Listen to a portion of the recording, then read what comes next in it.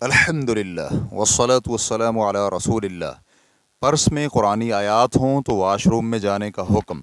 سوال کیا گیا ہے بسا اوقات جیب والے پرس میں قرآنی آیات ہوتی ہیں تو کیا اسی حالت میں بیت الخلاء جانا جائز ہے؟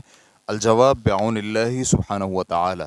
مکمل قرآن کریم یا قرآن کریم کے کچھ حصے کے ساتھ بیت الخلاء میں داخل ہونا حرام ہے، سوائے اس کے کہ کوئی ضرورت ہو، مثلا باہر رکھنے کی وجہ سے گم ہونے کا خطرہ ہو تو گنجائش ہے، جیسے کہ کشاف الکناہ جلد نمبر 1 صفحہ نمبر 60 میں ہے۔ بیت الخلاء میں مصحف کے ساتھ جانا حرام ہے، سوائے اس کے کہ کوئی ضرورت پیش ہو، جیسے کہ الانصاف میں ہے کہ اس عمل کے حرام ہونے میں قطعاً کوئی شک نہیں ہے اور کوئی دانشمند شخص اس حکم کے بارے میں توقف اختیار نہیں کرے گا۔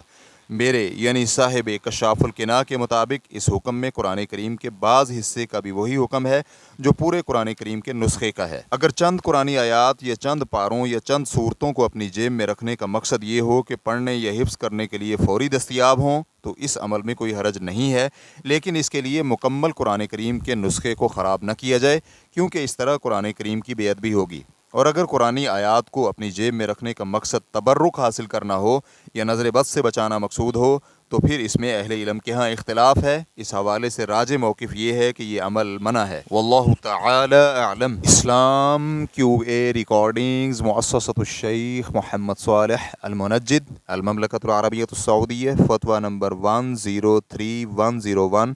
والسلام علیکم ورحمۃ اللہ وبرکاتہ۔